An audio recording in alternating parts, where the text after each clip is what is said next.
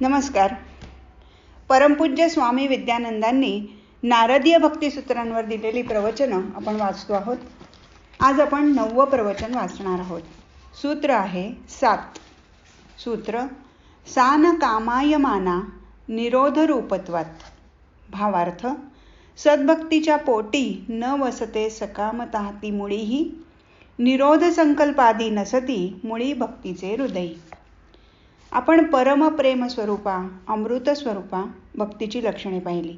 ह्या भक्तीमुळे माणसाला तृप्ती येते, तो शांत होतो, इतर कोणत्याही गोष्टीमध्ये तो रमत नाही. आपण मात्र एखादी आरती करणे, कोणाला जेवायला बोलवणे किंवा सत्यनारायणाची पूजा करणे वगैरे यालाच भक्ती समजतो. श्री नारद मुनी याला जीवन व्यवहार म्हणतात. फार तर त्यांना वैदिक लौकिक कर्मे म्हणता येतील. परंतु ही कर्मे म्हणजे भक्ती असत नाही. भक्ती म्हणजे न किंचित वांछती, त्याची कसलीही इच्छा असत नाही. मुख्य म्हणजे मागणी असत नाही. श्री नारद मुनींना अभिप्रेत असलेली जी भक्ती आहे ती एक प्रकारे वासनेच्या विरोधात आहे. भगवंतांनी स्वतःच्या भक्ताचे 4 प्रकार सांगितले आहेत.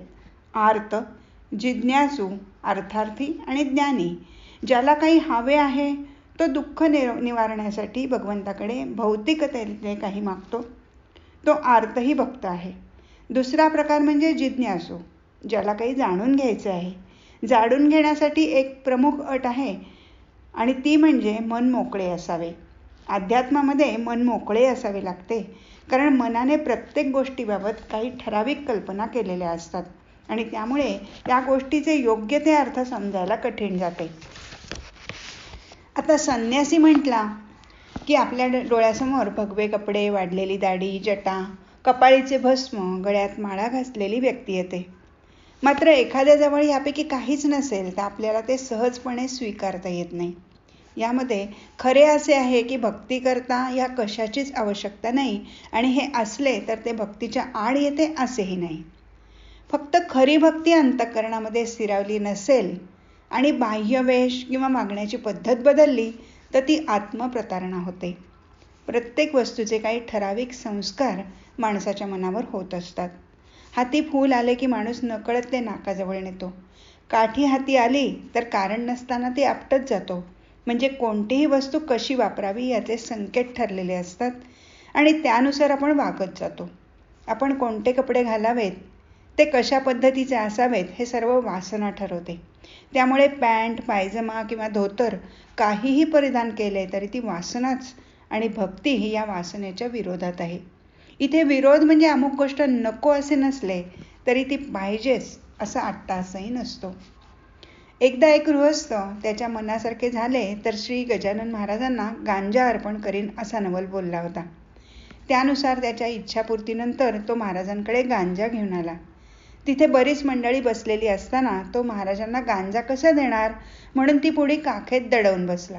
ते ओळखून महाराज म्हणाले, अरे नवस बोलताना लाज नाही वाटली आणि अर्पण करताना लाजतोस काय? आण ती पुडी इकडे. मग त्यांनी तो गांजा चिलमीत भरून ओढला. मात्र त्यामुळे महाराजांना चिलीम ओढल्याशिवाय राहत नसे असे काही वाचनात किंवा ऐकिवात नाही. त्यावेळी त्यांनी त्यांची भावना जपण्याकरता असे केले. दुसऱ्याची भावना जपणे ही भक्ती. तिथे स्वतःच्या आवडीनिवडीचा प्रश्न नसतो. भक्ताला आवड नावड नसल्याने निवडही नसते. तो आवड नावड निवड शून्य असतो. सामान्य माणसाला काही आवड असते म्हणून काहीतरी नावड असते. अशी आवड नावड असल्याने तो नेहमी आवडीची गोष्ट निवडत बसतो. भक्ताच्या ठिकाणी अशी आवड निवड नसली तरी त्याला कर्मे चुकत नाहीत किंवा त्याचे मन त्याला काहीच सांगत नाही असे नाही. परंतु तो मनाच्या अधीन नसल्यामुळे मनाप्रमाणे वागण्याचे त्याला कारण राहत नाही. त्याला जीवनामध्ये कपडे लत्ते, खाणेपिणे एवढे महत्त्वाचे वाटले नाही तरी एकूण जीवन व्यवहार आणि त्यामध्ये निर्माण होणारी प्रलोभने असतातच. काही प्रलोभने पुण्याकडे तर काही पापाकडे वळवणारी असतात. मात्र कुठेही खेचून नेले तरी खेचण्याची तीव्रता आणि शक्ती सारखीच असते. अशा वेळी मनावर योग्य तो ताबा असल्याने भक्त सगळ्या गोष्टी विवेकाने करतो. विवेक ज्याच्या ठिकाणी पूर्ण रूपाने स्थिर झाला आहे तो भक्त. म्हणूनच नारद मुनी म्हणतात की सगळ्या वासना या भक्तीच्या विरोधात आहेत. वासना या देहाला आणि मनाला धरून असतात. त्या त्यांचे कार्य करीतच असतात. त्याच्या पाठीमागे ईश्वरी नियोजन असते. त्याला आपण प्रारब्ध म्हणतो. अशा अनेक गोष्टीतून निर्माण होणारे समग्र वासनांचे जाळे भक्ताला समोर दिसत असते. तरीही ते स्वतःवर प्रभाव पाडू शकणार नाही असा भक्ताचा विश्वास असतो. कुठल्याही परिस्थितीत हा त्याला वश होणार नाही. उलट भक्तच त्यांना वश करू शकेल. असे असतानाही नको असलेल्या वासनांवर विजय प्राप्त करावा अशी सुद्धा भक्ताची वासना असत नाही.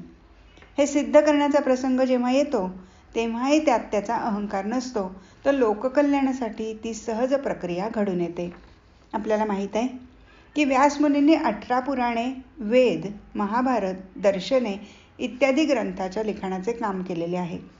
महाभारत व्यासांनी सांगितले आणि गणपतीने लिहून घेतले. त्यावेळी गणपतीने सांगितले होते की मला पटेल तेच मी लिहीन, विरोध झाला तर मी लिहिणार नाही.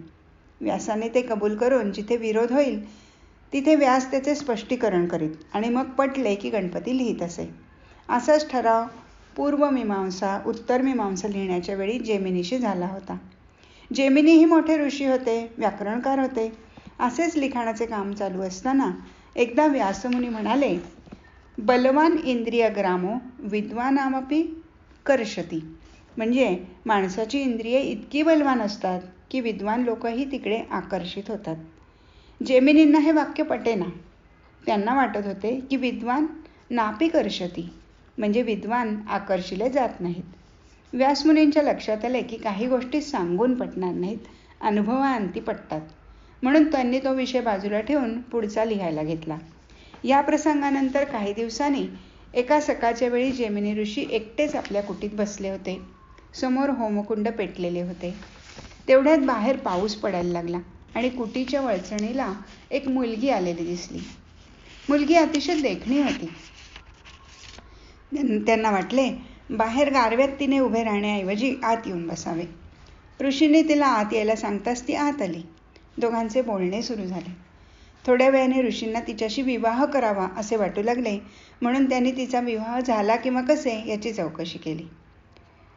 तिची एक अट असल्याने आणि ती अट कोणीही मान्य न केल्याने तिचा विवाह काही होत नव्हता.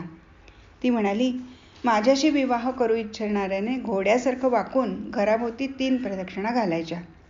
त्याच्या तोंडात लगाम देऊन मी त्याच्या पाठीवर बसेन. हे ज्याला करता येईल त्याच्याशी मी विवाह करीन. कसली ही विचित्र अट. ऋषींनी थोडा विचार केला आणि ही अट पूर्ण करायला ते तयार झाले. एक दोरी तोंडात धरून ते वाकले. ती पाठीवर बसली आणि कुटीभोवती प्रदक्षिणा घालायला सुरुवात केली. प्रदक्षिणा घालताना ते इकडे तिकडे बघत होते, कारण मुलीला पाठीवरून घेऊन जातोय त्याची लाज नाही, पण कोणी बघत नाही ना असे वाटत होते. 2.5 प्रदक्षिणा पूर्ण झाल्यावर ऋषींना मानेवर काहीतरी हुळहुळल्यासारखे वाटले. म्हणून त्यांनी वर पाहिले तर स्वतः व्यासमुनी बसलेले आणि त्यांच्या लांब दाढीचा स्पर्श त्यांच्या मानेला होत होता. व्यासांनी खाली उतरून विचारले, काय? बलवान इंद्रिय गामो विद्वानापि कर्षती की नापी कर्षती? जेमिनीने व्यासांचे म्हणणे मान्य केले. म्हणून जोपर्यंत माणूस खऱ्या अर्थाने पराभक्तीत शिरत नाही किंवा त्याला ब्रह्मविद्या प्राप्त झालेली नसते, तोपर्यंत तो कुठल्या वासनेला कसा बळी पडेल हे सांगता येत नाही. पराभक्तीमध्ये शिरल्यावर मात्र कुठल्याही प्रकारची वासना निर्माणच होत नाही. अगदी मोठेपणा किंवा कीर्तीचीही वासना असत नाही. इतरांसाठी काय केल्यावर त्यांनी चांगले म्हणावे अशीही आसक्ती नसते. दुसऱ्याचे कल्याण व्हावे असे निरपेक्ष बुद्धीने वाटत असल्यामुळे ईश्वराजवळ तशी प्रार्थना असते. भक्ताच्या ठिकाणी मीचा भाग अजिबात नसतो. त्यामुळे त्याची इच्छा, संकल्पना विलक्षण स्वरूपाचे कार्य करू शकत असूनही ते तो करीत नाही, तर त्याच्या ठिकाणी जागृत झालेली चैतन्य शक्ती स्वयमेव हे सर्व करून घेते. ती कशा रीतीने हे कार्य करते हेही त्याला जाणावेसे वाटत नाही. तो फक्त आपल्या देवाच्या ठिकाणी स्थिर असतो, भक्तीमध्ये रमलेला असतो आणि भौतिक जीवनात अनुत्साही असतो. मागच्या सूत्रामध्ये बघितल्याप्रमाणे नोत्साही भवती न रमते. राजा जनकाने संपूर्ण राज्य उत्तम रीतीने चालवले, म्हणजे अनेक गोष्टी मनपूर्वक बुद्धीने नियोजन करून केल्या हे स्पष्ट आहे. पण हे झाल्यावर एकदम पूर्णपणे बाजूला सरकला आणि त्यातही कुठलाही दर्प, अभिमान नाही. यावरून हा खरा भक्तिमान आहे हेच सिद्ध होते आणि म्हणूनच या सूत्रात सांगितले आहे की त्याच्या ठिकाणी वासना असणार नाही. त्याशिवाय पुढच्या सूत्रात सांगितले आहे की निरोधस्तु लोकवेद व्यापरन्यासह. वैदिक आणि भौतिक किंवा लौकिक कर्माचा तो निरोध करतो. मनामध्ये इच्छा नसली तरी प्रपंच करावा लागतो. याचे सगळ्यात मोठे आणि सुंदर उदाहरण म्हणजे श्री ज्ञानेश्वर महाराजांचे मातापिता विठ्ठलपंत रुक्मिणीबाई यांचे होय. विठ्ठलपंतांना वेदाध्ययनाचा ध्यास होता. त्याकरता त्यांनी संपूर्ण भारत प्रदक्षिणा केली आणि असेच फिरत फिरत आळंदीला आले असताना त्यांचा रुक्मिणीबाईंशी विवाह झाला. परंतु मन प्रपंचात रमेना आणि ते काशीला रामानंद स्वामींकडे निघून गेले. तिथे संन्यास दीक्षा घेऊन परत अध्ययन सुरू झाले. इकडे रुक्मिणीबाई पतीची वाट पाहत होत्या. एकदा श्री रामानंद स्वामी आळंदीला आले होते. त्यावेळी रुक्मिणीबाई पिंपळाला प्रदक्षिणा घालत होत्या. समोर हे कुणी स्वामीजी बसलेले पाहून त्यांनी नमस्कार केला. स्वामींनी सहजपणे अष्टपुत्रा सौभाग्यवती भव असा आशीर्वाद दिला. त्यावेळी त्या म्हणाल्या, मी सौभाग्यवती आहे, पण माझे यजमान इथे नाहीत वगैरे सगळी कहाणी सांगितली. श्री रामानंद स्वामींच्या काय ते लक्षात आले आणि काशीला परतल्यावर त्यांनी विठ्ठलपंतांना परत संसारात जाण्याचा आदेश दिला. म्हणाले, तुम्ही तुमचा विवाह झाल्याची गोष्ट माझ्यापासून लपवून ठेवली. जर तुम्ही ते सांगितलं असतं तर वेगळी साधना दिली असती. खरे तर विठ्ठलपंतांना संसारात रस नव्हता, परंतु गुरु आज्ञा म्हणून यावे लागले. पुढे सोन्यासारखी 4 मुले झाल्यावर या संसाराची अखेर दोघांच्या देहत्यागात झाली. कारण तिथल्या ब्रह्मवृंदाने निर्णय दिला की संन्याशाला परत संसारामध्ये यायचा अधिकार नाही आणि त्याला फक्त देहत्यागाचेच प्रायश्चित्त आहे. त्यांनी ते आनंदाने स्वीकारले आणि लहान लहान मुलांना कायमचे सोडून निघून गेले. हे सगळे आपण गोष्ट म्हणून ऐकतो, पण थोडी त्यांच्या आणि मुलांच्या मनस्थितीची कल्पना करावी. मनामध्ये असा मुलांचा त्याग करायची जी तयारी होते ती खऱ्या भक्तीची अवस्था आहे. खऱ्या भक्तीतून जो निरोध निर्माण होतो त्यामुळे एवढी मोठी गोष्ट शक्य होते. देवाच्या सख्यत्वासाठी पडाव्या जीवलगासी तुटी, सर्व अपारवे सेवटी, प्राण तोही वेचावा. त्या दोघांच्या मनात असा विचार आला असेल की आपण गेल्यावर या मुलांचे कोण करील. मुक्ताई तर सगळ्यात लहान आहे, तिला अजून भात भाकरी देखील करता येत नाही. पण लगेच दुसरे मन म्हणते, या सगळ्यांचा नियंता परमेश्वर आहे. तू आणि मुले किती काळ एकत्र राहणार आहात. केव्हा तरी तुमची ताटातूट होईलच ना. ताटातूट होण्याच्या वेळी जर तृप्त समाधानी वृत्ती असेल तर तुम्ही परमेश्वराकडे जाणार आहात. त्या दोघांनी हा विचार पक्का केला आणि शांतपणे इंद्रियाणीमध्ये देहाचे विसर्जन केले. म्हणजेच पहिल्या भावनेचा निरोध झाला आणि दुसरी भावना निर्माण झाली, पूर्णतेला गेली. आपण लौकिक आणि वैदिक अशी 2 प्रकारची कर्मे करत असतो. कर्मामध्ये काम्य, निषिद्ध, नित्य, नैमित्तिक असे प्रकार आहेत. भौतिक जीवनातल्या इच्छा पूर्ण होण्यासाठी त्या कर्माबरोबर मंत्रजप वगैरे केला जातो. आता मंत्र जपणे हे वैदिक कर्म आहे. अशा प्रकारे काही वेळेस भौतिक आणि वैदिक कर्मे एकत्र होतात किंवा कधी स्वतंत्रपणे चालतात. सामान्य माणसाला सकाम कर्मे करताना इच्छापूर्ती व्हावे असे वाटते, परंतु ज्ञानी किंवा भक्तिमान माणूस सकामतेचा निरोध करतो. भक्त असा विचार करतो की मी कोणतेही कर्म सकामतेने करणार नाही. मी योग्य त्या पद्धतीने कर्म करून देवाची प्रार्थना करेन आणि तो देईल ते फळ आनंदाने स्वीकारेन. माझी इच्छा पूर्ण व्हावी म्हणून मी सिद्धींच्या मागे लागणार नाही. कारण त्याचा दृढ विश्वास असतो की जेथे जातो तेथे तू माझा सांगती, चालविसी हाती धरून या. आपल्याला संत नामदेवांची गोष्ट माहीत आहे की ज्यावेळी त्यांनी चंद्रभागेतून वाळूचे कण काढले तेव्हा प्रत्येक कण हा परिसाचा तुकडा होता. परंतु हा प्रसंग घडला तेव्हा ते पत्नीला म्हणाले, तू कशाला हा परिसाचा तुकडा मिळवून सगळं सोनं वगैरे करायचा उद्योग केलास. त्यापेक्षा पांडुरंगाची प्रार्थना केली असतीस तर त्यानं दिलं असतं, आवश्यक असतं तर. आणि त्यानं दिलं नसतं तर मी समजलो असतो की ते आपल्याला आवश्यक नाही. म्हणजे देवापाशी मागायचे किंवा मागायचे नाही हा प्रश्नच नाही. एकदा स्वामी स्वरूपानंदांना विचारण्यात आले, सांगा कागा जावे संतांची शरण, काय संत विण ज्ञान नाही. कशासाठी व्हावी संतांची मध्यस्थी, आम्ही ब्रह्मस्थिती स्वये गाठू. तेव्हा स्वामी या सर्वांना मोठ्या प्रेमाने म्हणाले, नका बोलू ऐसे पावाल पतन, तुम्हा अभिमान नागविल. माणसाच्या ठिकाणी केवढा तरी अहंकार दडलेला असतो. त्यामुळे आपल्या जीवनात सहज कर्म किती आणि कृत्रिमता किती, खरे प्रेम किती आणि प्रेमाचे नाटक किती, किंवा दुःख आणि दुःखाच्या नाटकाचे प्रमाण कधीच कळत नाही. हे सगळे आपल्या वृत्तींमधून घडते आणि आपण दिवसेंदिवस विषयांच्या जाळ्यात फसत जातो.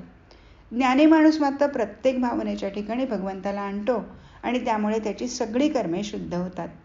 जसे घागरभर पाण्यात तुरटीचा खडा फिरवला की मलिनता खाली बसून पाणी स्वच्छ होते, तसे आपल्या सगळ्या वृत्तींना ईश्वराची जोड दिली तर अनावश्यक ते निघून जाऊन आवश्यक तेवढेच उरते. जे प्राप्त होईल ती भगवंताची इच्छा आणि जे जाईल तीही भगवंताची इच्छा, असा निरोध निर्माण होतो.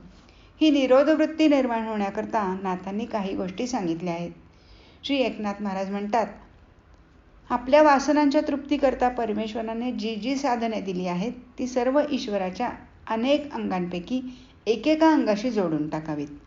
वाचा नेमावी माझे निनामे, मन नेमावे ध्यान संभ्रमे, प्राण नेमावा प्राणायामे, इंद्रिये दमे नेमावी, बुद्धी नेमावी आत्मविवेके, जीव नेमावा परमात्म सुखे, एतुलैनी आवश्यके होती कौतुके मद्रूप, वाचा नेमावी माझे निनामे. वाचा, प्राण, मन, बुद्धी या सगळ्या आपल्या वृत्ती आहेत. त्यातली वाचा माझ्या नामाला देऊन टाक असे भगवंत म्हणतात. अहर्निश राम राम राम म्हणत जावे. म्हणताना मन स्थिर असो की भरकटत असो, पण नाम सोडू नये. मग पुढे असे होते की माझी मज झाली अनावर वाचा, छंद या नामाचा लागलासे.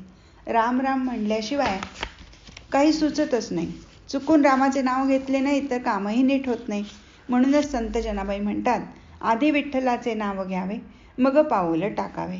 म्हणजे कुठलीही वृत्ती निर्माण होण्याआधी देवाचे नाम घेतले तर ती वृत्ती भगवंताच्या भक्तीतून बुचकळल्यासारखी होते आणि अशा रीतीने निरोधाचे कार्य साधते. मन नेमावे ध्यान संभ्रमे. मनामध्ये संकल्प विकल्पाचे परस्पर विरोधी कार्य सातत्याने चालू असते. अशा मनाला ध्यानाकडे वळवल्यावरही उलटसुलट विचार येतच राहतात. माझे बरोबर आहे की चुकीचे आहे, त्याचप्रमाणे माझी ध्यानाची प्रक्रिया योग्य आहे किंवा नाही असे संभ्रम पडतात. नाथ म्हणतात, काही हरकत नाही असा संभ्रम पडायला. पुढे तो त्या संभ्रमातून मुक्त होईल, पण मन मात्र ध्यानाकडे नेमावे. पुष्कळदा देव आणि देवाविषयीच्या संकल्पना खऱ्या की खोट्या असा संभ्रम मनात निर्माण होतो. काही वेळेस हेतुपूर्वकच असे विचार निर्माण करावेत. चिकित्सा करावी. आपल्याच मनाला विचारावे, मग मन बरोबर काय तो निर्णय देते.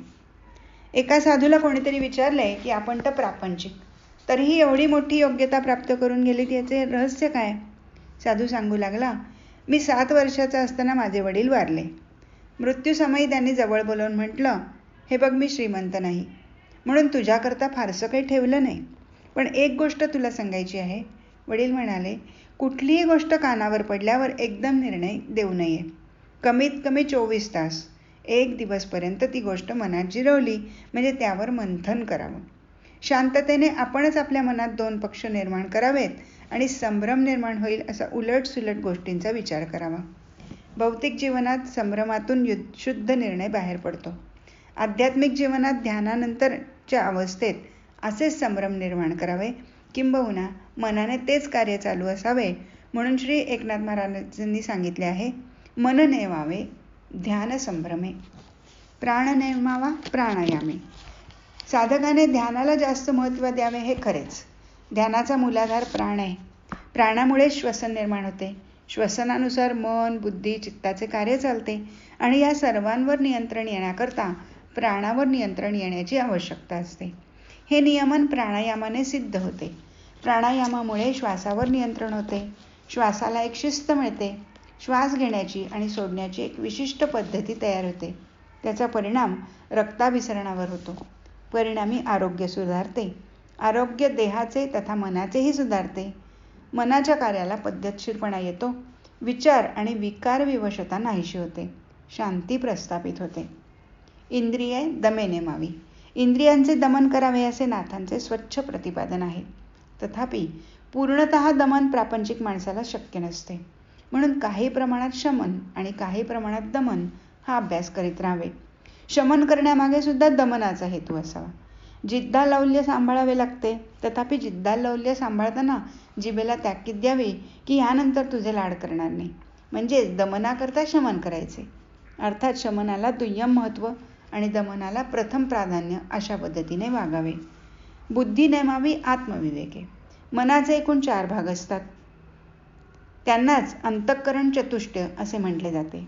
मन, बुद्धी, चित्त आणि अहंकार असे ते 4 भाग होत. उलटसुलट विचारसरणीतून संभ्रम निर्माण करण्याकडे मनाची नेमणूक करावी हे आपण पाहिलेच आहे. बुद्धीच्या क्षमतेनुसार बुद्धीवर जबाबदारी टाकायची. विवेक हे बुद्धीचे लक्षण आहे. खरे खोटे, सार असार, स्थूल सूक्ष्म, बरे वाईट, स्वीकारार्ह त्याज्य अशी अनेक द्वंद्वे सातत्याने निर्माण होत असतात. त्यात वेचकता आणायला हवी. यालाच वेदांताच्या परिभाषेत प्रेय आणि श्रेय असे म्हटले आहे. ज्याने अंतिम कल्याण होते त्याला श्रेय म्हणतात आणि वरवर पाहता स्वीकारार्ह वाटते त्याला प्रेय म्हणतात. प्रेय पुष्कळदा हानिकारकही ठरू शकते, म्हणून खात्रीपूर्वक जे श्रेयस्कर आहे तेच स्वीकारावे. असे श्रेय म्हणजेच आत्मा. आत्म्याव्यतिरिक्त सर्व सृष्टी ही अनात्मा. अनात्म्यातले सर्वच काही टाकून देण्यासारखे असत नाही. काही गोष्टींनी कल्याण होत नसले तरी पूर्ण अकल्याणही होत नाही अशा काही गोष्टींचा स्वीकार करायला लागतो. कोणत्याही परिस्थितीत मंद व तीव्र गतीने आपली वाटचाल आत्म्याकडे कशी होत जाईल याचा सदैव विचार करावा. म्हणजे बुद्धीवरच जणू काही हे कार्य सोपवून द्यावे. जीव नेमावा परमात्म सुखे. आपल्या देहामध्ये 3 संस्था असतात. एक जीव, दुसरी शिव, तिसरी आत्मा. शिव आणि आत्मा हे अंतरात वास करणारे आहेत. बाह्यसृष्टीची त्यांचा संबंध थेटपणे येत नाही. जीव मात्र अंतर्विश्व तथा बाह्यविश्व या दोहोंशी संबंधित असतो. बाहेरून पंचमहाभूते, पंचतन्मात्रा यांच्याशी दरक्षणी जीव संबंध राखून असतो आणि दरक्षणी या संबंधातून उद्भवलेली सुखदुःखे तो भोगत असतो. भोगण्याची प्रक्रिया आणि त्यातून निर्माण होणारी सुखे किंवा दुःखे जीव अंतर्विश्वातून अनुभवत असतो. काही दुःखे दुःखातूनही सुखशांती देतात. कधीकधी या अनुभवातून ज्ञानाची अभिवृद्धीही होते. सुखे देखील दुःखपर्यवसायी असतात. तथापि त्यातूनच ज्ञानप्राप्ती होते. एकूण भौतिक अनुभवातून जे जे मिळत राहते ते अंतर्विश्वातले मन जाणून घेते. बुद्धी प्रेयस अथवा श्रेयस याचा निर्णय घेते. त्याविषयी येणारी तिरस्कार तथा आपुलकीची भावना ही उद्वेग, मत्सर, द्वेष, जिव्हाळा, आत्मीयता इत्यादी गुणांसह जीवाकडे जाऊन पोहोचते. जीव बुद्धीच्या माध्यमातून या सर्वच प्रकारचे मंथन करतो. त्यामुळे त्याला चढत्या वाढत्या सुखाची कल्पना येते. सुखाच्या श्रेणीही कळतात आणि सर्वश्रेष्ठ स्वरूपाचे सुख हे केवळ आत्म्यातच आहे याची जाणीव होते. ही जाणीव शास्त्राधारे किंवा गुरूच्या माध्यमातून करून घ्यावी लागते. पुढे ती आपापतः ही आतून उदित होते. अशा रीतीने जीवाची नेमणूक आत्मसुखप्राप्तीकरता करावी. पुढे नाथ म्हणतात की अशा रीतीने मन, बुद्धी, वाणी, प्राण आणि जीव यांची त्यांना योग्य अशा कार्याकरता नेमणूक केली असता जीवाची प्रगती आत्म्यापर्यंत होते. हे सर्व होण्याकरता जी बुद्धी लागते तिला सद्बुद्धी म्हणतात. समर्थांनी प्रार्थना करून बुद्धी मागितली. बुद्धी सद्बुद्धी असू शकते, तशी दुर्बुद्धीही असू शकते. तमोगुण, रजोगुण, दुर्बुद्धी निर्माण होते. दुर्बुद्धीच्या पोटी अनेक वासनांचा उदय होतो. त्या दुर्वासनांकडे सहजपणे वळतात. दुर्वासनांच्या तृप्तीकरता दुर्बुद्धीचे प्रचंड कल्लोळ माणसाला भ्रष्ट करून टाकतात. त्यासाठी हेतुपूर्वक सद्वासनांची वृद्धी करावी लागते. सद्वासना सद्भक्तीतून येतात. भक्तीचेही रज, सत्व, तम असे प्रकार आहेत आणि भक्तांचेही आर्त, जिज्ञासू, अर्थार्थी आणि ज्ञानी असे प्रकार आहेत. नारदाने इथे निक्षून सांगितले की साधकाने सद्भक्तच व्हावे. त्याचा परिणाम असा होतो की सद्वासना बळावतात. सद्वासनांच्या पोटात सहसा सकामता नसते. थोडक्यात सकाम म्हणजे हेतूने उपासना करू नये. सकामतेचा अर्थही स्पष्ट केला. एकतर शुद्ध भक्तीच्या ठिकाणी मागणी असत नाही म्हणजे सकामता नसते आणि आध्यात्मिक प्रगतीला अडथळा निर्माण करते ते खऱ्या भक्ताने त्याज्य समजावे. हरिओम तत्सत.